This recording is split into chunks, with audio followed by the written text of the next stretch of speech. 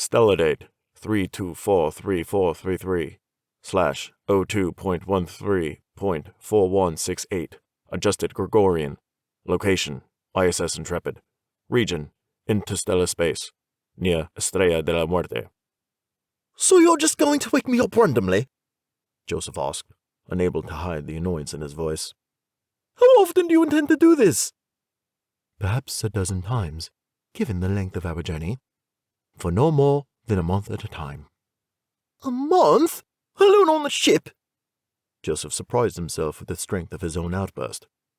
I'll go insane. I need some sort of companionship. I feel obligated to make some sort of comment at this point. Angela's droll tone joined the conversation. Joseph rubbed his eyes and sat on the edge of the stasis pod. I'm sorry, Ange. I don't mean to be rude, but I think you know what I mean. I'm no social butterfly, but even I need some human interaction. The captain suspected you may feel this way, Bob said. He authorized me to bring Tanis out of stasis as well, if you really desire it. Joseph rose up from the edge of the stasis pod. You're damn right I desire it. Let's go get her up. He was in the passageway before the words left his mouth. You may have wanted to grab a ship suit. Angela chuckled as Joseph raced through the freezing corridors in nothing but his thin stasis suit. Why is it so cold? Joseph asked through clenched teeth. I'm saving power, Bob replied. I was about to advise you to change, but then it was too late. The chamber with Tanis lay in stasis wasn't far.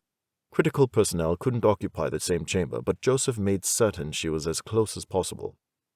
The door slid open, and he raced through, arms wrapped tight around himself. Stars! How cold was it out there? Only 30 degrees below freezing, Angela said. Nothing a modern military guy like you can't handle. I'm warming the surrounding area, Bob said. It'll be above freezing shortly. Tanis was exactly where he had left her, first pod on the right. He signaled the unit over the link, and after a moment the stasis field snapped off and the pod's cover slid open. What's the emergency? Tanis mumbled as she struggled out of her pod. Are we disintegrating? Nothing so serious. Joseph's lips twisted in a wry smile. We're babysitting a nervous AI. I resent that, Bob said. I just call like I see it, Joseph replied.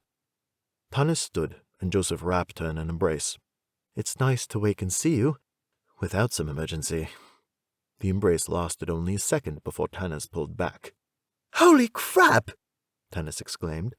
Why are you so cold? He couldn't wait to see you. Even sub-zero corridors couldn't delay him. Angela's avatar wore a thick jacket in their minds. You could have taken the time to get some clothes. They are stasis pods, after all.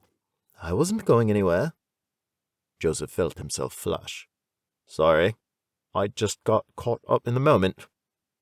Tanis smiled and leaned in for a kiss.